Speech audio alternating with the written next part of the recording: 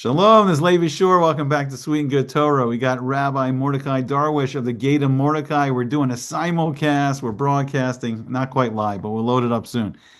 We got a great one. We're in Parsha. Are we in Vayera? I think we're in Vayera. We're doing the seven plagues, first seven of the 10 plagues.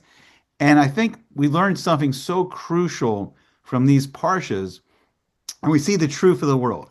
We see that the true narrative of the world, it's always Hashem's narrative. It's always Hashem's story. But there's been these four empires, Babylon, Persia, Greece, and Rome, and they're jumping into the spotlight and saying, no, it's our narrative. It's our narrative. But the truth is, it's always Hashem's narrative. And we're going to really take a look at it because what we have now, we have this. I'm going to focus on a couple news stories in the media, and then we're going to take a look at some of the signposts, from the Torah, and we'll watch as it unfolds over the next few weeks. But I really think we're going to see that it's really the Torah's narrative. It's not the media narrative. So the media is building up this story right now that Iran's about to fall. The Ayatollah, he's going to run. He's going to fall out of power. And they've killed, I think, like almost 600 people now, over 500 people. It's unarmed protesters against like a fanatical Islamic government that's been in power since 1979. I don't think they're going anywhere. And then we've talked about it a couple times. The Gemara, Avodah Zarah, Beis Amid Beis, 2b, that it says that Edom, meaning the USA, is going to be the most powerful nation in the world in the coming of Mashiach. And Persia, Iran's going to be number two. So the Ayatollah, I don't think he's going anywhere. And I think they're growing in strength. And we'll talk more soon about why they're growing in strength. Okay, that's the intro. What do you jump in here? What do you got to say? A lot of stuff going on in the world. Let's see if we can tie it in. Like you said, Hashem is unfolding his story, right? But if you read it, it's his story, right? So instead of listening to the world narrative, we can, kind of figure things out according to the Torah. Yeah, and I think people get so confused because they're watching the news and people really have a great trust still, or some people do. Some people still have a great trust in the news. And it's funny too, because also people can be like crazy this way. Oh, I don't trust the news at all. But that podcast guy on Rumble, he's totally telling the truth. Like that guy's not going to lie. But the truth is right. We can't see from the perspective of an infinite being outside of time and space who's controlling time and space, right? Mm. So, but we can see a little bit from that perspective, or we can see a lot more of it the more we see the world through the lens of the Torah. Now we're starting to get Hashem's narrative. We're getting Hashem's view.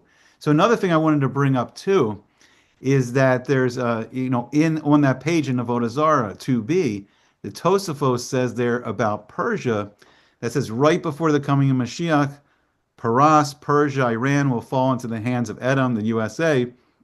So America is going to defeat Iran, and then America will rule the world for 9 months. And we're really starting to see some momentum building here. Like first we saw Trump basically took over the Gaza Strip. Then this daring thing they just did in Venezuela. Well, I'm sorry, I'm jumping, but Israel taking out a lot of the nuclear program in Iran, and then America putting, the bow on the package, with the B-2 bombers, the bunker buster bombs, made a big statement there. This Maduro capture in Venezuela, that's probably sent shockwaves through every dictatorship around the world. That America, these guys can come in really quick, really lethal, and take anybody out of their bedroom. They took him right out of his bedroom. So I think that's shaking up the world. And now, so let's talk about like the media's pushing that Iran's about to fall, but we see from the Gemara that Iran's going to become the second biggest power in the world. So how do we reconcile it all? Yeah, I mean, like we don't really know.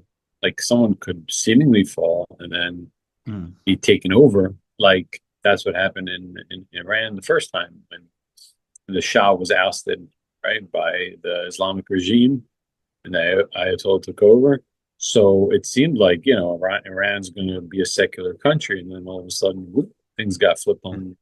And if the news was reporting, like a few months before, a year before, without the foresight of this revolution, they would have reported, everything's honky dory over there. It's like the Caribbean of the Middle East over there, Yeah, I feel in some ways it's kind of funny because we've been debating when Mashiach's coming, for 5 years.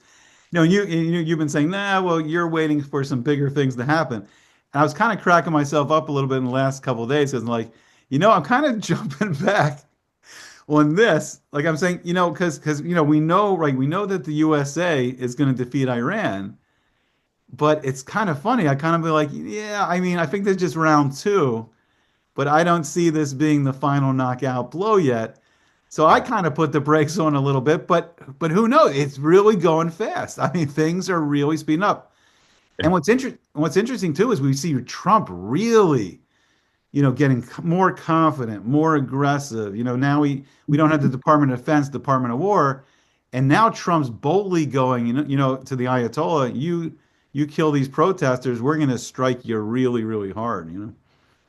Yeah, what's weird is like it seems like they're talking to each other in through the news, which is like how does that work? Exactly like it was like I told watching Fox News or something, or like do you know do you know what I'm saying? Like how do they get these memos? Like do they get a phone call? Like what's going on over here? You know what I mean? Like we're watching like the news unfold and we're like, yeah, he said he's gonna do that and he said he's gonna do that. And it's a kind of like a he said, she said kind of thing. Mm, I think that's what Chazal said at the end of days before Mashiach comes. I met you in there. Like truth will be mm. like hard to find. You don't know who's really telling you what's happening. Yeah. So I show my students this video. I'm not going to show this one tonight, but we're going to take a look at something else. It was really, really fascinating. I mean, Edom, Esav, he had the power of Saya B'Piv. He could trap people with his mouth.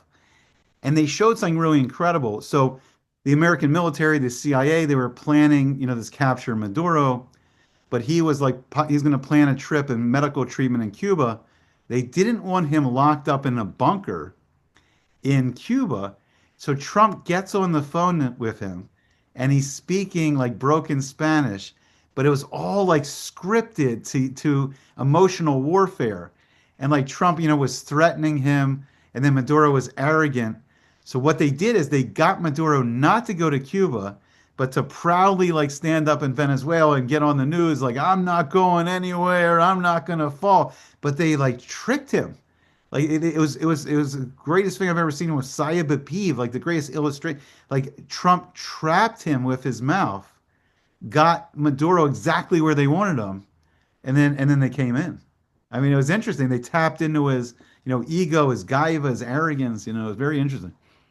Yeah, like Asap's known for, saying something and doing something completely different. Yeah. Um, if you go back to Cain and Hevel, um, Hevel, was stronger, let's say, quote unquote, religious, more holy than Cain.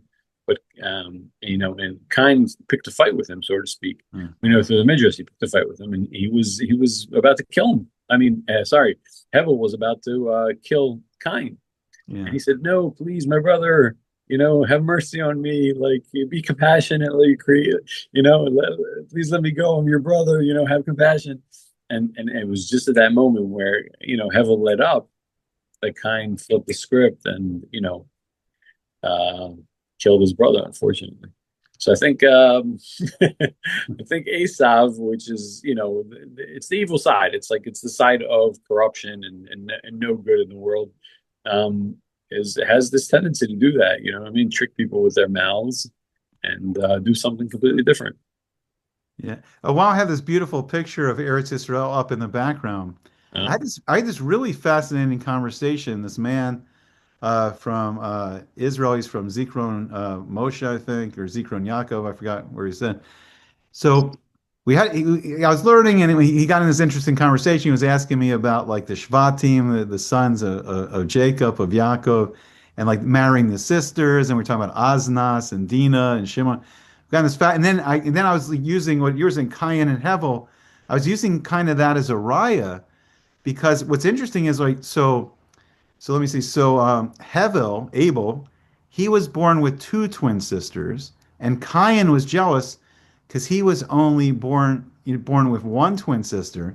And then I brought that as a riot why he got jealous, because it seemed from there that Hevel would get to marry two sisters, it's his two twin sisters, and Cain would only get to marry his one, and that led to some jealousy there, which is interesting. But I was using as raya, that they could marry the sisters from the same parents, because he was saying, well, Shimon couldn't have married Dinah because they were both from Leah. But I was saying, no, I think from this there's a raya, there's a proof they could. But he told me this amazing story. So he said in Svas right now, in northern Israel, he says that the water's rising. He says it's really miraculous what's happening.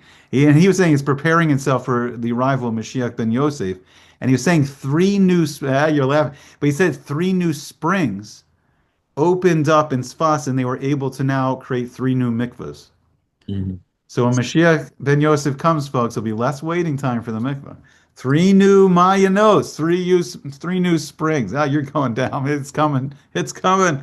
Can't stop it. You can't. All right, so I do want to show this one Fox News video. I think it's important to watch this. I'm going to tell you why. Because I think people are very, very confused when they hear these news stories about Greenland and Trump wants Greenland. And most people are like, what? What do you mean Greenland and America needs to take over Greenland? Joey Jones of Fox News, he's going to do a great job in this video. I think we can watch it for a couple minutes, but he's going to show the significance, the military and economic significance of Greenland, how America is really setting up almost like a real life game of risk against Russia and China, and like the board setting up for this like global type war, this like World War III type war. So let me just play this. Let me bring this up. And I think for a lot of people, it's going to help them understand a little bit of what's going on in the world, because I think people don't get it. They don't get all these things are happening. So I'm going to turn my mic around. Let's play this for a couple minutes here. Joey, let's break it down. Who has control of Greenland now? Yeah, well, the Danes have control of Greenland, Denmark. So Denmark has what we call, they're responsible for basically their economy, their defense, their diplomatic policy. But Greenland itself is an autonomous territory of Denmark. And what that means is they control basically their domestic policies. They have their own government. And they've actually been working towards independence since 1979, really, was when they started what they call autonomous control or self-rule. And it's been working that direction.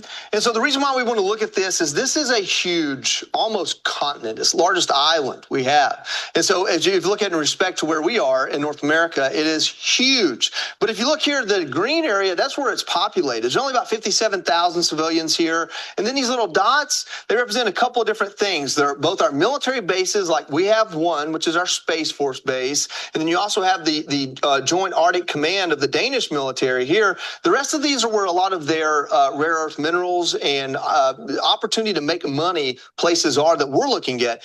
Greenland's economy kind of just depends on fishing right now. And so Denmark actually supplements that. So when we talk about acquiring Greenland, that would be a part of the conversation. So, Joey, you kind of touched on this a little bit here already, but in terms of the location of Greenland, why is it so strategically significant for the United States and our national security? Yeah, I mean, it's kind of self-evident, right? I mean, we talk about, this is the Arctic, right? The Arctic Circle up here, but this is the Arctic Ocean.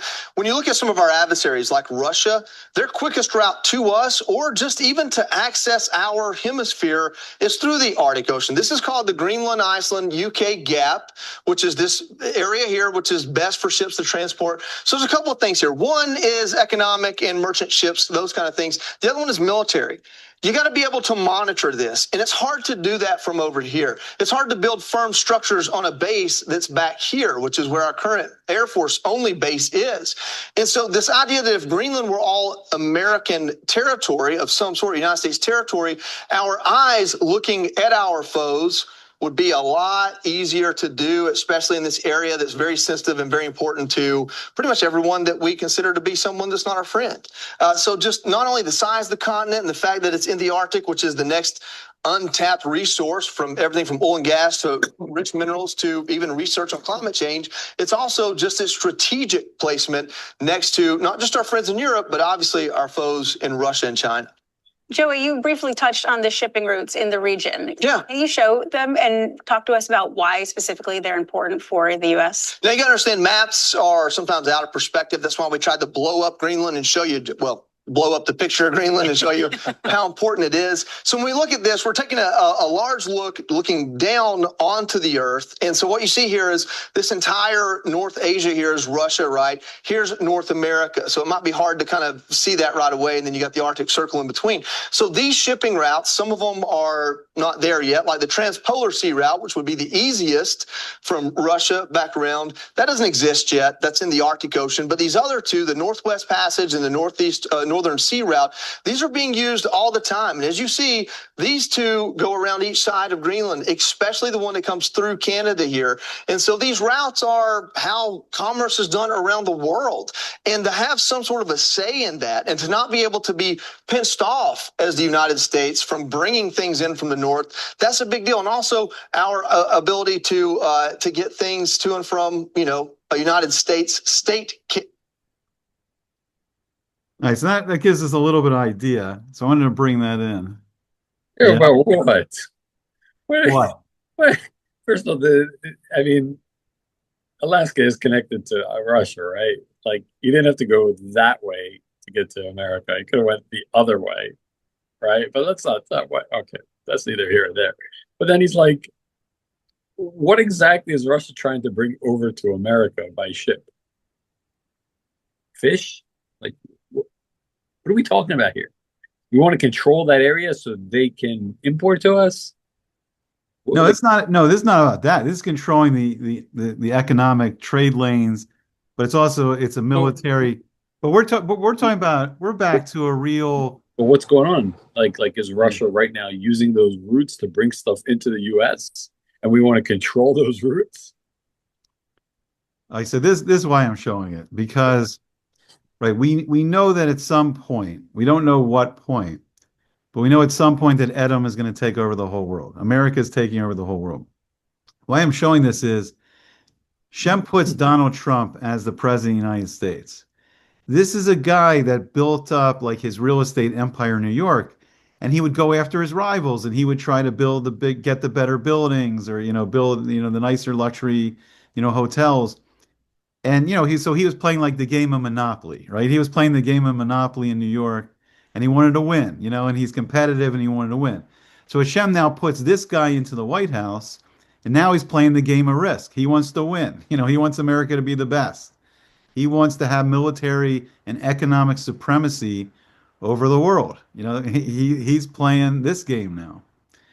And so we'll switch gears a little bit, but I want to talk about this a little bit. So let's take a look back first, like into the Parsha. So the Pharaoh, right? So the Egyptian Empire, because of Yosef and the dreams and the famine, right? Egypt became the main empire in the world. Egypt had like the economic and military supremacy over the world. And they also had, and their technology was the Kishuv, like the magic, the dark arts, right? So they had full supremacy over the world. And the Pharaoh, and they were so arrogant, like the Pharaoh was so arrogant, like he was pretending like his narrative was he's a god. He's a god. He created the Nile.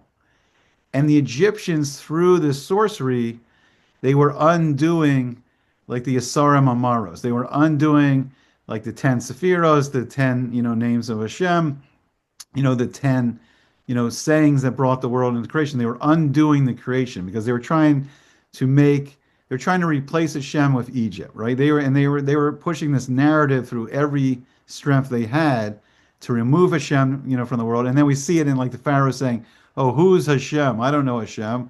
I have my book of Avodah Zarah, all my idols and magic, and I don't see Hashem's name." And then systematically, so we see it through the first 7 plagues now, Hashem starts restoring the 7 lower spheros, the 7 names, attached to those spheros. And Hashem was restoring and showing his dominance of the world. And then we see by the 3rd plague, by lice, by Kinim, the sorcerers, they said, "Oh, we can't do this with magic." They could, it's kind of incredible. They could turn water into blood through the tuma, the dark negative spiritual forces, the magic. They could do that. They could do the 2nd plague. They could do a little bit with the frogs. But it was interesting because then the magic was limited. It had a limit that Hashem put on it. That anything less than the size of a barley corn, they couldn't affect.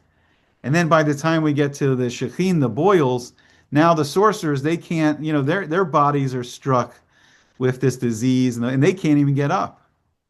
So Hashem was just stripping, from the lowest point in the world, the water, and then finally all the way up to control over life and death. And when we get to Bo, but what Hashem was doing, he was rectifying the seven lower spheros, and he was rebalancing the emotions, the emotions, the mitos.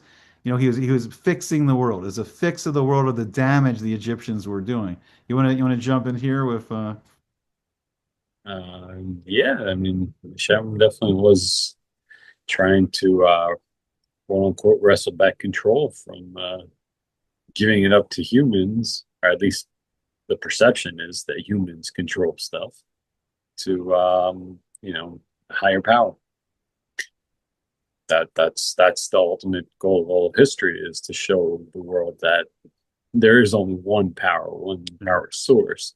I think humans have deluded themselves into thinking that they are the power source, right? Or there's some kind of intermediary which they use, or they appease in order to exert their control over things.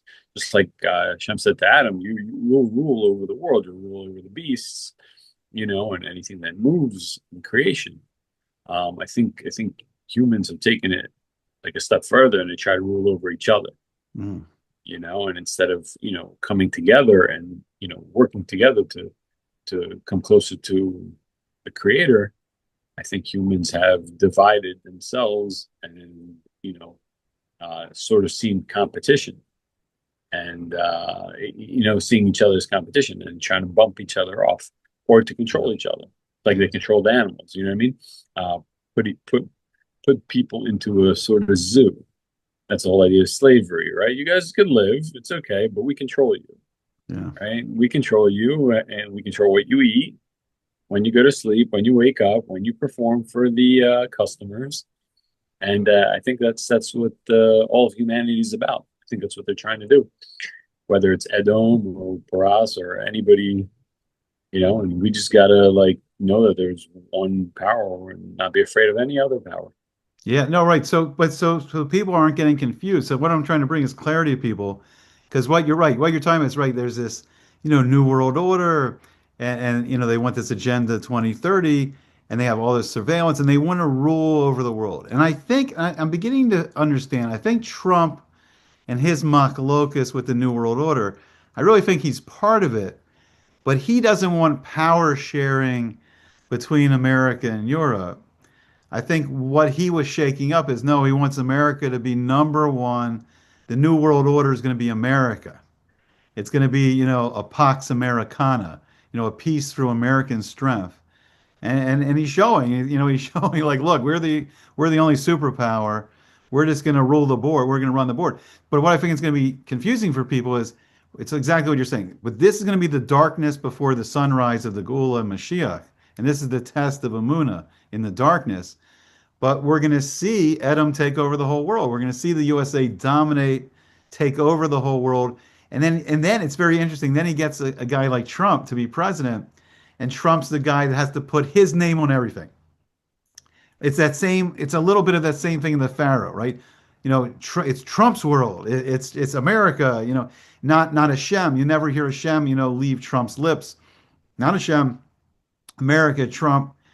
And this is going to be the darkness. This is going to be, and we're going to see the mazel, I believe, of America rise and rise and rise and rise. And I believe the anti-Semites are going to get darker, more bold. They're coming out bolder and bolder and bolder. And this is our final test. Look, I don't know exactly how long it's going to take, but we know this. We know when America takes, they take over Iran, we can start the clock 9 months, to rule the world. But it has to be this way because Edom gave up Olam Haba. Asa gave up Olam Haba. He gave up the world to come for Olam Hazeh. And Hashem, it's tzedek, it's mishpat. It's only fair, it's only justice if Asap's given a chance to rule the whole globe, at least for those 9 months. And then it gives the world a chance to see, well, what would it be like if Asa runs the world, or the New World Order? What is this New World Order? What's it? And I think it's a little what you're talking about. We're kind of heading back into the slavery a little bit. People are under economic pressure kind of enslaved. It's getting a little Egyptian, Egyptian-y. It's a little Mitzrayim-like, we're getting a little bit of that rule. And I think the AI is really to rule over people, to monitor people, because you can't have a person watching every person. But the AI can sort through all the surveillance, sort through the bank records, sort through, so they can target somebody. If they want to target somebody, the computers can, zero in on you. All right, what do you got? Right, yeah, it was a thing in Egypt. Like you couldn't escape. Yeah, You couldn't run away. They had sort of surveillance, right? Like they had like magic dogs that would bark, yeah, when someone was trying to leave the country. So yeah, there's I mean, if you believe that in the prophecy that Shem rescues us from some kind of like, a bigger oppression in Egypt, then where we're going is the right path. But I think you said something like you see Edom, their Mazal, their constellation rising.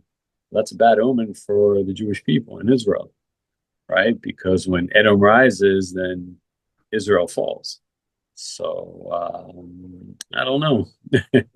yeah. So that's right. So that's a real tricky thing, and I really don't think people see that. I mean, I really think America's really taken over Gaza. So now Edom has a foothold in Eretz Israel. There is this from the last Mishnah in Masechta Sota that before the coming of Mashiach ben Yosef, it's going to be Hagalil Yecharav, the Galilee, the beautiful, northern Israel is going to be invaded. It's going to be destroyed. So we're going to see this massive invasion from the north. I think Iran's going to get bolder. Not only is Iran not going to fall, I think they're going to get bolder and bolder, more powerful, and start rising in the world also. And I think Israel, it's so dangerous. I don't think people see it at all. But by trying to take yeshiva Bacharim out of yeshiva and put them in the army, they could destroy the merit. They could destroy the merit that's given the IDF success and victory. And it's going to just be a very perfect storm of danger. It could be very, very dangerous. Yeah.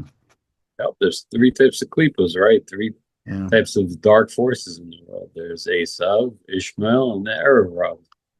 Arizona, So baby. that they're all converging on the land Yeah. of Israel right now. Yeah. They're all struggling to exert their dominance right now. Yeah, I mean, and some people, I won't name names, but some people are saying that the Arab's just an idea, but it's not an idea. It's real people. They got real secret societies. They got control over Eretz Israel, no matter if you want to believe it or not. They're running the show in Eretz Israel. It's not the Jews right now. Yeah, Yeah, I because think I think that's important for all the anti-Semites out there that like they want to blame quote unquote the Jews or whatever. It's not really the people who are doing it in the name of our nation, of our people. They're doing it in the name of their own ideas, and just like anybody has a good inclination and evil inclination. Some people have a super duper evil inclination yeah, to do really bad and horrible things at any cost, and their ends justify their means. And so if they want to control anything, they'll do it by any means possible. Even corrupt things that would sound heinous to anybody else. And I think that the anti-Semites, like they categorize because we as humans like to categorize things and say, oh, it's these people, it's the Jews, but not all Jews are created alike, right? yeah. All right, there's different parts of us. So we're on under 10 minutes now. I want to bring up this next subject 'cause I think this is very important. I think this is our real spiritual battle of like, what can we do? Like, how can we gain merit? How can we gain strength? So we're in this very important time right now called Shovavim. And the spiritual battle, and this has really been a secret from the Garden of Eden, but it's the physical desires. It's the Zera Livatala, the wasted seed of men. And this is what makes us weak, but when we fight against it, makes us strong, right? And it's really three steps. Like it's Shmiras Einayim, it's guarding our eyes from what we shouldn't look at. We know what we shouldn't look at. It's Shmiras Lashon, speaking good, not speaking Lashon Hara, not evil talk, not Motzi Shemra, not defaming, other people, not other Jews, and Shmiras Bris, and guarding where the covenant is, where the circumcision is, and only using it properly in the Kedusha of marriage and Kedushin, only, for, Pruruvu, for being fruitful and multiplying, or bringing, the pleasure to the wives. And this is, I think this is our real spiritual battle. Sometimes we can get so focused on, this leader's doing that and that leader's doing that. But what's our real goal? Learning Torah every day, doing the mitzvos, doing Gemilas Chasadim, acts of kindness. But the real spiritual battle, the war, the great war against the Yetzer Hara, it's very much in this, the battle against, Zera Livatala. And this is a special time. As Shovavim, the Arizal says, it's a time very conducive, to fasting. And some people can't do that, so they can, learn Torah, do mitzvahs. So what do you say about Shovavim and this whole spiritual battle we're in? Yeah, I mean, honestly, that's the whole thing. Like, we don't wrestle with people. It's like the battle's fought, spiritually. It just manifests physically, and that's God running the world is running it on a spiritual realm, not on a physical realm. We just see the manifestation of it, like a movie hitting the screen, and then we can understand what's happening behind it. But like, if we try to manipulate like the screen itself, you know what I mean, the images on the screen, then we're just like, we're being silly. Yeah. You know what I mean? Because like behind it, there's someone, who's directing, who's projecting everything onto the screen. So if we were wise, which we say we are, right? We're people of the book, right? Then we'd try to manipulate the forces behind the scenes as opposed to the ones on screen. Yeah. And how we won the battle in Egypt, because the Egyptians saw that we were multiplying so miraculously, and Jewish, couples were having 6 children at a time, and they wanted to stop it. They wanted to stop us from multiplying and growing. So, that the decree of the slavery, and then the decree, throwing the baby boys into the Nile, and all these harsh decrees was aimed at stopping that. And really, the Jewish women were the heroes because the men were so tired they would work all day in the fields, and then any Egyptian could just grab any Jewish person and make them do personal work for them. There was no off time. They were never off the clock. It was constant slavery. But the women would come out to the fields, and wash the husbands, clean them off, and give them dinner. It said they miraculously caught fish in their buckets of water, and they continued, The you know, mar feminists? You mean, marital relations. This is the holiness of the Jewish women. you mean the feminists of But today? but we see, but that's exactly it. We see the battle, and look what the propaganda is all around us. Not to have children, abort the babies, Chas v'shalom, to kill the babies. Same thing as the Pharaoh throwing the boys into the Nile, right? Kill the babies, no marriage, gay, no, that's really going to kill you. No reproduction there. You can pretend anything you want. And that's it. That's the battle. And I think, right, and I think unfortunately, and some people get bent out of shape, but I think we're just going to have to keep saying it. But this liberal fantasy, this liberal narrative, it's not reality. It's not Hashem's narrative. It's not the true story of the world. And if people start to get the clarity, what's the strongest thing in the world? The Jewish family. There's no greater place of chesed, of kindness and love than the Jewish family when it's perfectly functioning, learning Torah, doing the mitzvahs. And you'll see no greater simcha than the Jewish family, the Jewish chasanas, the weddings, the brisses. It's that's where we're going to win this battle. The old school, ancient school. We're going to go ancient school, and that's it. You So know. that's the game plan. Who's our coach? And we Because got we got we got a show. We got a show. we got. we both saw our teams go downhill very quickly without a good coach. Oh, I was done after the Ravens Steelers game. I was done. What's happening with the Eagles? I didn't know. I assumed they were just keep cranking along. Are they done? Same thing, man. Talent can only get you so Wait, far. are they done? Are they out? Yeah. Yep. Yep. Oh man, you know what? Here's what I thought.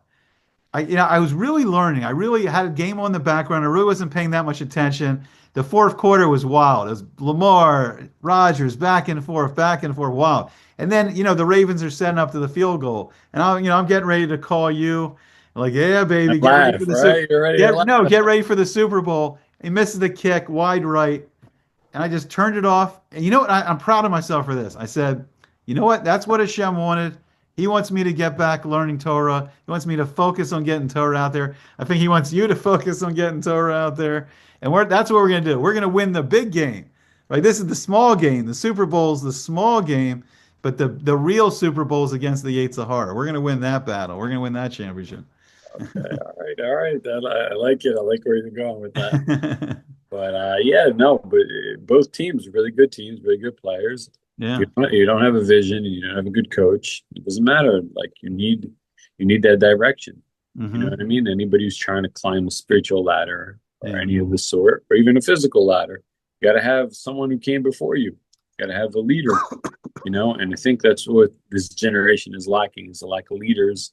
Mhm. And the kids growing up today, they don't really have any role models. Once upon a time, the president used to be someone looked up to, and today it's someone who's like a punchline. Depends on which side you're on, really. Yeah. And that's what the world needs right now. A leader with a big M in front of his name. Not me, but And, yeah, that's what we need.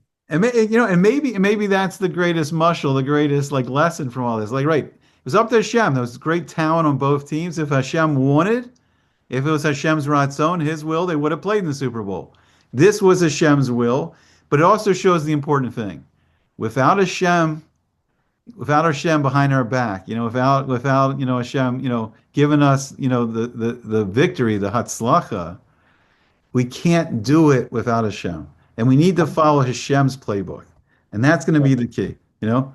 Well, I would say if we had good coaching Yeah. and good players, and you still couldn't, then that would show the hand of Okay. it. You know what I mean? But But I think you're saying, we need a coach. No, I mean, We need Mashiach ben Yosef. Just right, say, we right. need Mashiach ben That's Yosef. right. We need Mashiach. We need Mashiach now, right? Like, we want Mashiach now, right? Yeah, We need a baby. we need a coach. We need a coach. Without a coach, you can't do nothing, And I think that's what happened. That's what happened. I think when you have Hashem behind you, you can overcome dysfunction and you can overcome like the lack of leadership or lack of anything, right? When you only have Hashem running, pulling the strings.